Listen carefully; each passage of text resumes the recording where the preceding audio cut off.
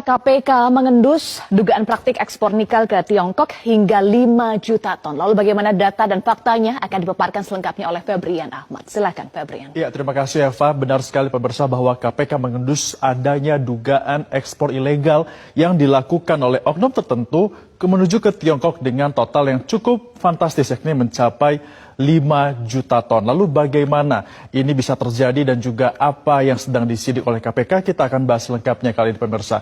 Dan pemirsa, adanya dugaan terkait dengan nominalnya ini tidak main-main terkait dengan ekspor ilegal bahan dari nikel ini, yakni mencapai 5,3 juta ton yang diduga ini diekspor menuju ke Tiongkok. Padahal sebenarnya ini merupakan hal yang sudah dilarang khususnya di Indonesia karena sudah dilarang sejak tahun 2020 karena sudah semakin menipis nikel yang ada di Indonesia. Walaupun sebenarnya sebelum dilarang, Tiongkok ini pernah secara resmi menerima ekspor nikel dari Indonesia, namun harganya rendah sekali, yakni hanya seperempat dari pasar nasional dan pasar global maksud kami. Apalagi Tiongkok statusnya ini adalah sebagai negara pengolah nikel terbesar di dunia. Pengolah ya, bukan penghasil, karena penghasilnya Indonesia salah satunya.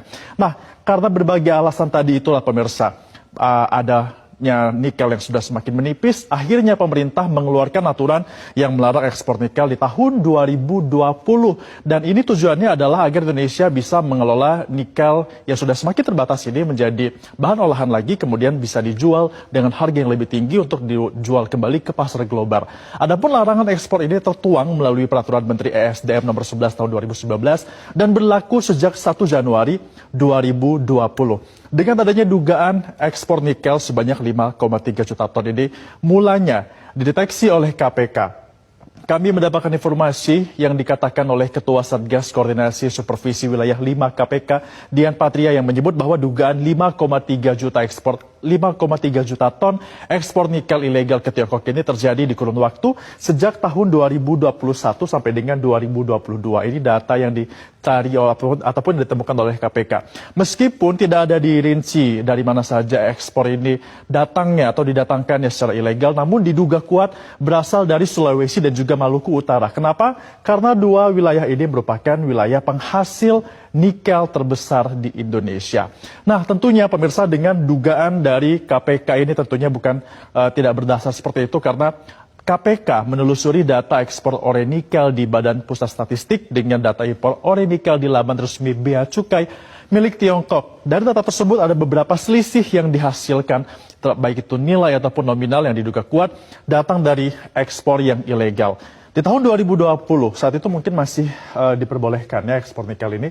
Ada beberapa yang bisa lewat seperti itu.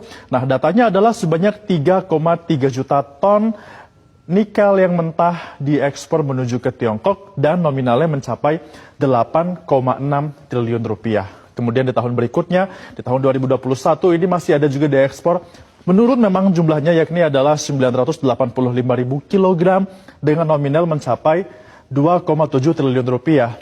Dan di tahun 2022 jumlahnya malah menjadi meningkat, yakni sebanyak 1,08 juta ton dengan nilainya ini mencapai 3,1 triliun rupiah. Ini merupakan yang diekspor secara ilegal, diduga ilegal dari Indonesia ke Tiongkok dalam kurun waktu 3 tahun saja, 2020, 2021, dan juga 2022. Kemudian kenapa sebenarnya ekspor nikel di Indonesia ini sudah semakin dilarang seperti itu oleh pemerintah Indonesia? Bukan tanpa alasan. Hal ini dikarenakan memang karena ekspor nikel dilarang ini karena jumlah nikel, cadangan nikel di Indonesia yang sudah ada saat ini sudah semakin menipis.